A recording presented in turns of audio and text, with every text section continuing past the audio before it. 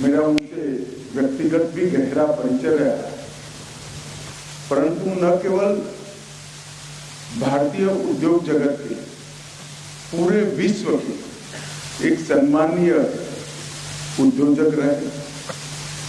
टाटा समूह का नेतृत्व करना ही अपने आप में एक बहुत बड़ी बात होती है, परंतु उन्होंने टाटा समूह का नेतृत्व ऐसे समय में संभाला जब टाटा समूह को अनेक प्रकार के परिवर्तन करना जरूरी और धैर्यपूर्वक बारीकी से अध्ययन करके टाटा समूह के सारे उद्योगों को और काम करने की पद्धति को दोनों को उन्होंने परिवर्तित किया और पहले की तरह आज भी टाटा समूह भारत के उद्योग जगत में एक ध्रुव तारा बनकर है।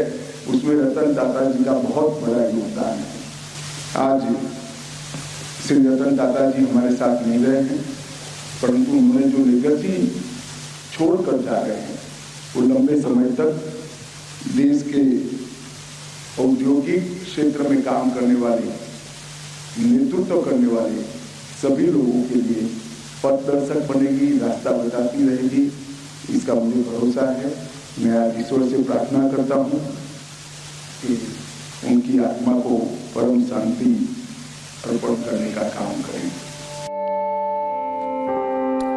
और रतन टाटा को लगातार श्रद्धांजलि देने वालों का तांता लगा है। समाजवादी पार्टी अध्यक्ष अखिलेश यादव ने कहा कि देश की आर्थिक स्थिति को सुधारने में रतन टाटा का बहुत बड़ा योगदान रहा है। देश के बड़े कारोबारी उद्योगपति रतन टाटा जी भी हमारे बीच नहीं रहे हैं।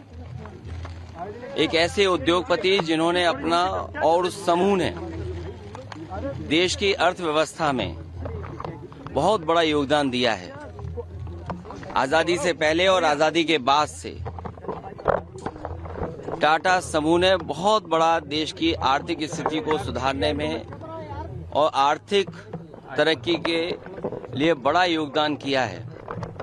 वही रतन टाटा जी से व्यक्तिगत रूप से भी हमारे कई बार मुलाकात हुई है।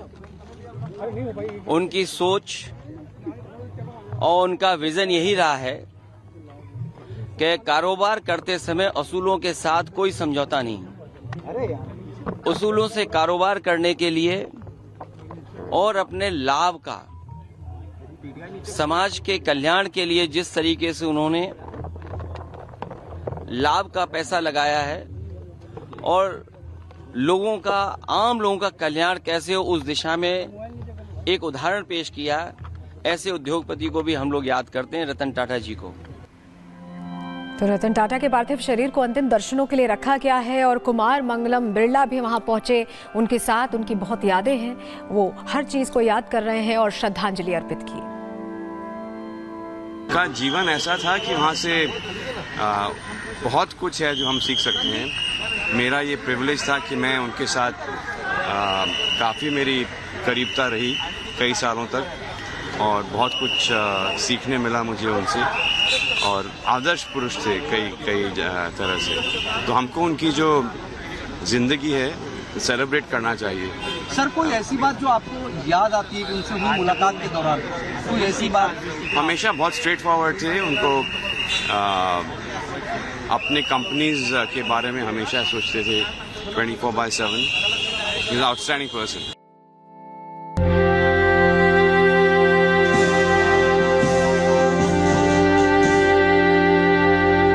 उनका दिल बहुत बड़ा था।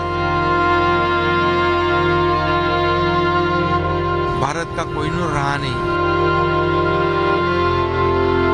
चलिए आगे बढ़ते हैं। रतन टाटा के निधन पर पूरी दुनिया मर्माहत है। 86 साल की उम्र में दुनिया को अलविदा कह दिया उन्होंने। खबर सुनकर सभी की आंखें नम हो गई। उम्र के इस बीच इस पड़ाव पर वो काफी एक्टिव थे और हर तरफ के सामाजिक कार्यों में हिस्सा लेते रहते थे। रतन नवल टाटा टाटा समूह के संस्थापक जमशेदजी टाटा के परपोते थे। उनका जन्म 28 दिसंबर 1937 को मुंबई में नवल टाटा और सोनी टाटा के घर हुआ था।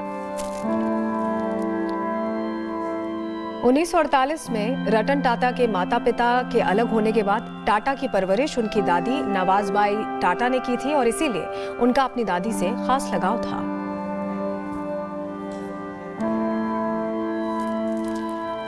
रतन टाटा की जिंदगी में ऐसे 4 मौके आए जब वो शादी करने के करीब थे, लेकिन इसके बावजूद उन्होंने कभी शादी नहीं की। रतन टाटा ने खुद एक बार अपनी प्रेम कहानी का जिक्र भी किया था, जिसमें उन्होंने कहा था कि लॉस एंजलिस में काम करते हुए उन्हें प्यार हो गया था, लेकिन लड़की के माता पिता ने भारत चीन युद्ध के चलते उन्हें भारत जाने की इजाजत नहीं दी थी। रतन टाटा की उच्च शिक्षा अमेरिका के कॉर्नेल यूनिवर्सिटी से हुई थी। उन्होंने आर्किटेक्चर की वहां से डिग्री ली। उन्हीं दिनों की बात है जब रतन टाटा को जहाज उड़ाने का शौक भी सवार हुआ था। रतन टाटा अपनी परोपकार के लिए भी जाने जाते थे। रतन टाटा के नेतृत्व में टाटा समूह ने भारत के स्नातक छात्रों को वित्तीय सहायता भी प्रदान की थी।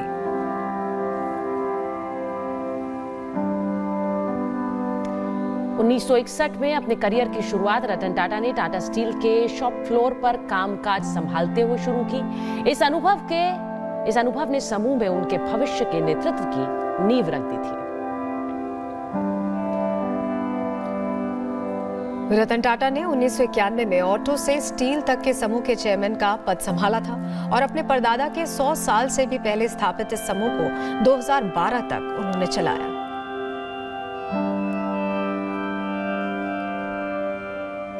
रतन टाटा ने उस समय टाटा समूह का पुनर्गठन शुरू किया जब भारतीय अर्थव्यवस्था में उदारीकरण हो रहा था। उन्होंने टाटा नैनो और टाटा इंडिका जैसी लोकप्रिय गाड़ियों के व्यापार विस्तार में एक महत्वपूर्ण भूमिका निभाई।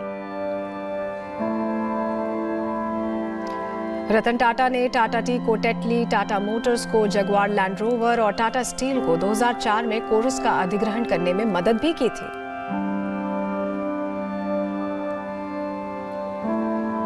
– 2009 में रतन टाटा ने अपना वादा पूरा करते हुए दुनिया की सबसे सस्ती गाड़ी को मिडिल क्लास के लिए लॉन्च किया था, टाटा नैनो, जिसकी कीमत 1 लाख थी।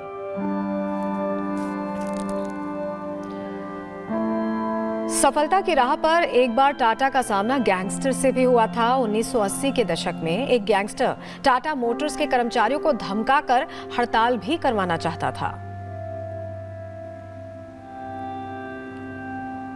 उस समय खुद रतन टाटा ने मोर्चा संभाला और प्लांट में कई दिनों तक रहकर कर्मचारियों का मनोबल बढ़ाया था। उनकी कोशिशों के कारण गैंगस्टर पकड़ा गया और काम दोबारा शुरू हो पाया। वहीं 26/11 हमले के बाद रतन टाटा ने लोगों की बहुत मदद की थी। न सिर्फ कर्मचारियों को समर्थन दिया था, बल्कि उन छोटे छोटे व्यापारियों की भी मदद की थी जो होटल के आसपास अपना रोजगार चलाते थे।